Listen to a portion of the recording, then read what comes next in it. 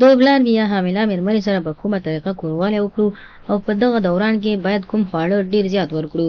سلام ګران لیدونکو، هیله ده چې روغ جوړ او د صحت جامې وورتن وي. زه یو ځل بیا ستاسو په خدمت کې د یو نوي ویډیو سره حاضر یم. هیله ده چې د پام وړ مو وګرځېږي.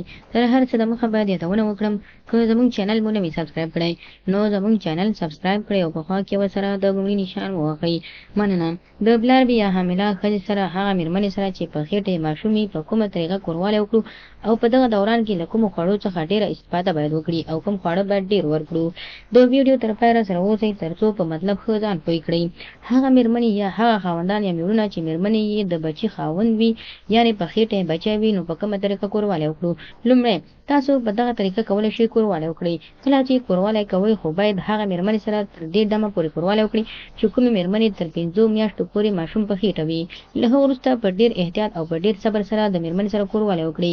تر 5 میاشتو پورې مېرمنې سره که په هره طریقه کوروالی وشي نو هیڅ کومه پروا نه لري، هیڅ پروا نه کوي. که چېرته مېرمن تر 4 میاشتو نه مخکې یعنې تر 7 میاشتو پورې رسېدلې وي نو د دغه مېرمنې سره په ډېر احتیاط او په کراره سره کوروالی وکړئ. خو راځم لنډ مطلب ته چې هغه مېرمنې چې تر 4 نه اخوا اوښتې وي په دغه طریقه کوروالی وکړئ. لومړی خپله د ځمکې پر لور سمه تخته پرېوځئ او خپل کوتک سم نیغ لکه د میوګي په شان ودروئ. له هغه وروسته مېرمنې ته خپله اجازه وکړئ چې مېرمن یوه پښه یو خوا او بله بلې خوا واړوي او خپل ذکر یعنې ستاسو ذکر خپلې شرمګاه ته برابر کړي او له هغه وروسته پسې د پاسه خیزکې او ټوپونه ووهئ.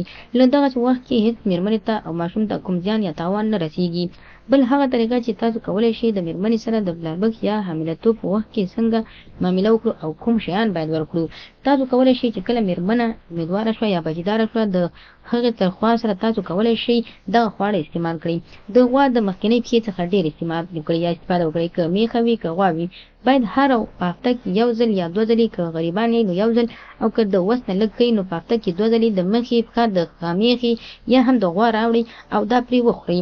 دغه هره ورځ تاسو کولی شئ یعنې هر هفته کې 1 ځل خو حتما پرې وخورئ تر څو مېرمنه تندرسته او بدن یې روغ پاتې شي او ماشوم یې هم سالم پاتې شي.